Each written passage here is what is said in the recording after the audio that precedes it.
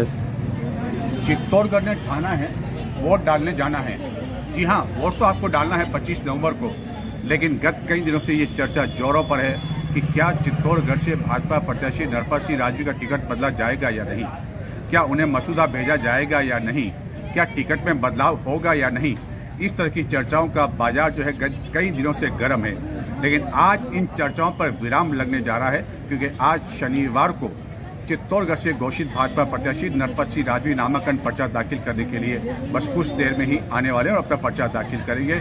और उसके बाद ये लगभग तय है कि किसी तरह का टिकट में कोई बदलाव नहीं हो रहा है, प्रत्याशी में बदलाव नहीं हो रहा है। स्वयं नरपत सिंह राजवी से हमारी बातचीत, उन्होंने कहा कि किसी तरह का कोई बदलाव नहीं हो रहा है, यानी कि अब मुकाबला जो है जो निर्दलीय प्रत्याशी के रूप में जो चंद्रमान सिंह आके है उसको राजवी से ही भाजपा प्रत्याशी के रूप में करना है और पार्टी के जो चुनाव चिन्ह लगा रखे हैं वो हटाने पड़ेंगे। लेकिन आज जो एक महत्वपूर्ण राजनीतिक घटनाक्रम हुआ वह यह कि चित्तौड़गढ़ से जिनका टिकट तय माना जा रहा था कांग्रेस की ओर से सोमेश सिंह जाड़ावत, जो कि 6 नवंबर तक ये ऐलान किया था कि एक बजे तक वह इंतजार करेंगे, लेकिन उन्होंने आज नामांकन पर्चा डालकर एक नया राजनीतिक जो है मोड़ देने की कोशिश की। और माना जा रहा है कि ये जो नामांकन पर्चा जाड़ावत ने दाखिल किया, ये कहीं से ऊपर से कोई संकेत आया है, आला कमान पर, हाई कमान पर कोई दबाव बनाने की रणनीति है या इसके पीछे और कोई चक्कर है, ये अब मालूम पड़ेगा। कि लेकिन जहां तक सूत्रों की जानकारी मिल रही है वह यह कि हंसी का कंवर का टिकट चित्तौड़गढ़ से तय हो चुका है, जो कि कांग्रेस की प्रत्याशी है। और निर्मला कुमारी पूर्व सांसद, जो कि जानी मानी सांसद थी और एक नाम चलता था उनकी चित्तौड़गढ़ की राजनीति में, वो उनके घर से ही जुड़ी हुई है, उनके टिकट के नाम पर अंतिम मोहर लग चुकी है। उसके बाद जब सूचना आई, उसके बाद जाड़ावत द्वारा नामांकन पर्चा दाखिल किया गया, तो हमें इंतजार करना होगा 1-2 दिन का कि आखिरकार ये नया कौन सा राजनीतिक घटनाक्रम है। लेकिन आज जो महत्वपूर्ण घटनाक्रम है वो राजवी का है कि वो नामांकन पर्चा दाखिल करने यहाँ चित्तौड़गढ़ आ रहे हैं। और नामांकन पर्चा दाखिल करने के लिए नरपत सिंह राजवी अपने शुभ मुहूर्त से कुछ देर पहले पहुंचे चित्तौड़गढ़।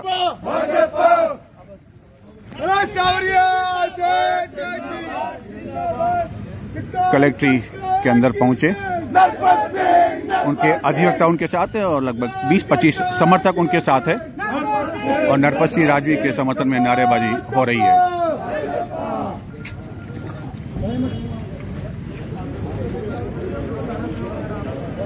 भारतीय जनता पार्टी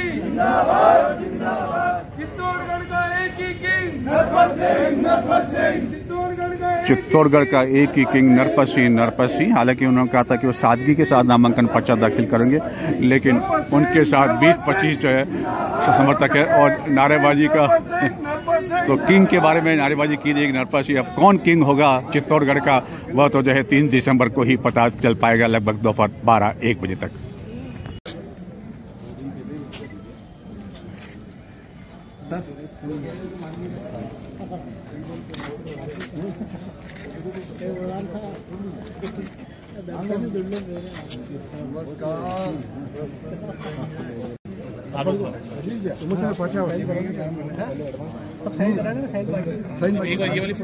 ये सिंबल का फोटो खींचना चाह रहे हैं।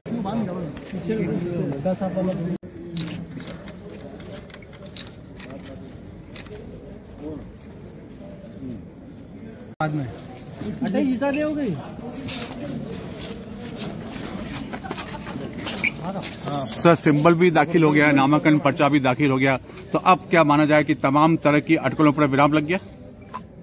अटकलें अपनी जगह है, विराम अपनी जगह है और पार्टी का काम पार्टी कर रही है। अब तक का जो आपका चुनाव प्रचार रहा, किस तरह का रिस्पांस और क्या जनता चाहती है? जनता ये चाहती है कि भारतीय जनता पार्टी की सरकार यहाँ पर बने, यहाँ से विधायक जीत कर जाए और केंद्र में भी सरकार बने 20 में। जनता का मन ये है। किसी बड़े राष्ट्रीय नेता की आने की कोई संभावना? वो अभी तो शुरुआत हुई है, आगे आगे देखो होता है क्या। चल रहा है। मोटे तौर पर आपकी प्राथमिकता क्या रहेगी? मोटे तौर पर आपकी प्राथमिकता क्या रहेगी? चित्तौड़ का विकास। किस तरह का विकास में बात की जाए, किस तरह का?